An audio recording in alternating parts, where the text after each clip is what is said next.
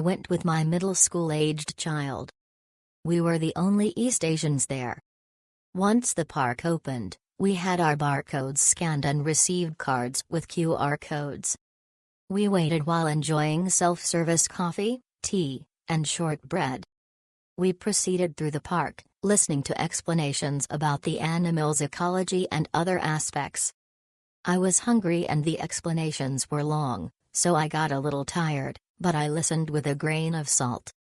Even if you don't understand English, it's fun just to see the Tasmanian devils and rare birds. We went upstairs and secured seats. We enjoyed breakfast while watching the koalas. We ate delicious bacon, scrambled eggs, and cut fruit in cups. Finally, after scanning the QR code we received at the entrance, we each had our picture taken under a tree where the koalas were. They'll also take a picture with your own smartphone, so don't hesitate to ask. We received a colored photo mount and took our pictures to the next room. We touched the screen ourselves to select our favorite photos, printed them out, and that was it. When I made the reservation, I thought it might be a bit expensive, but I'm glad I went.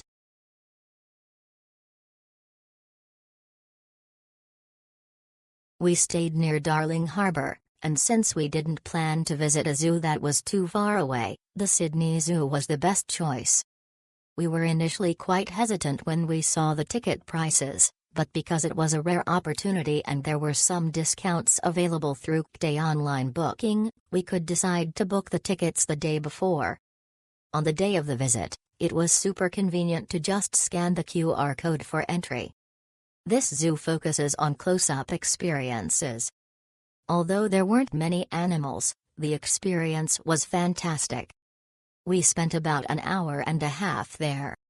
Afterwards, because there was a wax museum next door, the adults had a lot of fun taking photos, so both the kids and adults were very happy and satisfied.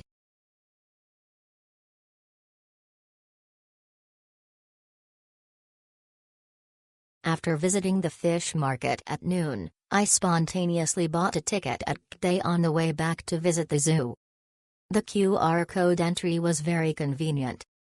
I'm not particularly fond of small animals, and I thought the animals in every zoo were pretty much the same, but I was surprised to find that this small zoo had the opportunity to see some of Australia's most unique wildlife, such as koalas, kangaroos, echidnas, platypuses, and Tasmanian devils. Some of the animals were even new to me. The short 1 or 2 hours were truly eye-opening. If you want to see unique Australian animals but don't have time to travel all over Australia, Wildlife Sydney Zoo in the heart of Sydney is the perfect choice. Highly recommended.